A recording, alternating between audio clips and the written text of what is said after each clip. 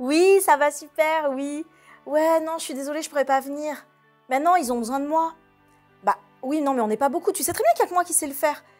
Oui, je suis pas indispensable, non, ça c'est sûr. Mais il y a quand même que moi qui sais le faire. Donc, ben non, je vais pas les laisser, quoi. Non, non, il faut vraiment que je sois là. Écoute, je suis désolée, ça arrive, c'est vrai, qu'une fois tous les 10 ans. Mais bah, c'est comme ça, c'est comme ça. Ouais, d'accord, bah, on se rappelle. Ok. Salut, c'est Karine pour la pensée du jour. Et toi aussi, ça t'arrive de te dire que tu es indispensable?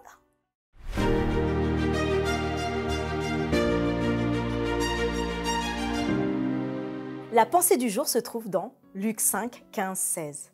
Sa renommée se répandait de plus en plus, et les gens venaient en foule pour l'entendre et pour être guéris de leur maladie. Et lui, il se retirait dans le désert et priait. Si je te disais ce matin qu'à partir d'aujourd'hui, Dieu te confère les mêmes pouvoirs qui étaient en Jésus, toute personne que tu croises, tu seras en mesure de la guérir, de la ressusciter, donc de soulager toutes les souffrances dans ce monde. Que ferais-tu ? Imagine ce monde amassé autour de toi, t'implorant de le guérir, t'implorant de les sortir de leur misère spirituelle. Ta famille, et même ceux que tu n'as jamais vus depuis des années, faisant des kilomètres pour venir à ta rencontre. Que ferais-tu? Tu les soignerais tous? Tu n'en dormirais pas au cas où ce don s'en aille peut-être dans la nuit? Mais que ferais-tu? Je ne sais pas ce que tu vis dans ton quotidien, mais tu as peut-être une activité familiale, professionnelle, très prenante. Elle est même tellement prenante qu'à la fin de la journée, tu te sens impuissant. Pourquoi? Parce que tu n'as pas pu tout accomplir. Ou parce que tu te disais que peut-être, qui va le faire et tu essaies encore et tu n'y arrives pas. Je ne sais pas si tu as déjà ressenti cela, ce sentiment d'impuissance, face à de nombreuses demandes, des aides qui viennent de partout et tu ne peux pas y répondre. En tant que pasteur, il y a parfois énormément de besoins autour de nous. Et personnellement, ce fut parfois frustrant de me dire que nous n'avons que 24 heures dans une journée, que 2 jambes, que 2 bras, qu'une tête pour tout accomplir. Parce qu'on aimerait tellement aider plus de personnes, et plus vite en plus. Pourtant, il semble qu'ici, que nous passions à côté de l'essentiel. Et Jésus nous en donne l'exemple. Luc va décrire le comportement de Jésus dans le chapitre 5, versets 15 à 16, en disant « Sa renommée se répandait de plus en plus. Les gens venaient en foule pour l'entendre et pour être guéris de leur maladie. Et lui, il se retirait dans les déserts et priait. » Tu imagines? Qu'on te dise à l'époque que Jésus passe dans ta ville, il passe ici, là, à Créteil, il passe à Angers, il passe dans ton pays, il passe là, et il va repartir parce qu'il était se reposer. Les personnes voulaient le voir, l'écouter, être guéri. Pourtant, alors que sa présence est si précieuse, lui divin, il s'en va seul à l'écart et il va prier. Comment Jésus fait-il pour gérer la frustration de se retirer alors qu'il y a besoin d'aide? Tu peux aider toutes les personnes et tu te retires. La vraie question n'est pas sa frustration, ou plutôt notre frustration, mais par quel esprit le faisons-nous?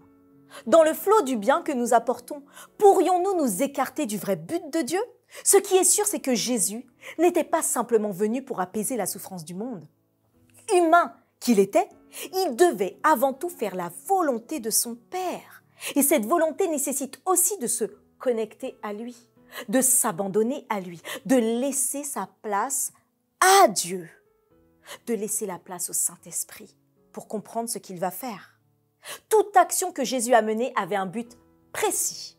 Elle atteignait son but car elle savait où elle allait et pourquoi. Comment passons-nous une journée? En priant peut-être le matin, le soir, pendant les repas, mais pas à d'autres moments.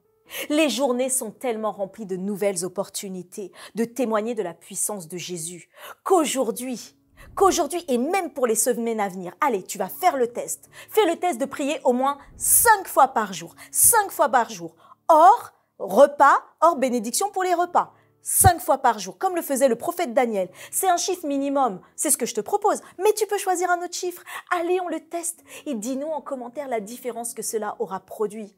Parce que moi, je le sais, mais toi, découvre-le. En tout cas, si tu l'as déjà vécu, dis-le nous. Aujourd'hui, retire-toi et prie. Parce que Dieu veut vraiment que nous atteignions le bon objectif. Et non, nous ne sommes pas indispensables. Dieu, lui, il l'est.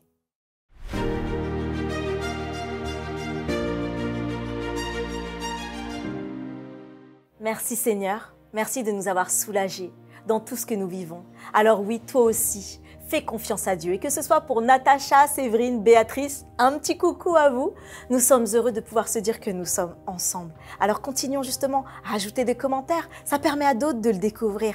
Partageons aussi, parlons-en et surtout, continuons à prier les uns pour les autres et que ce soit le Saint-Esprit qui nous guide tout le temps. Rendez-vous demain pour une autre pensée du jour.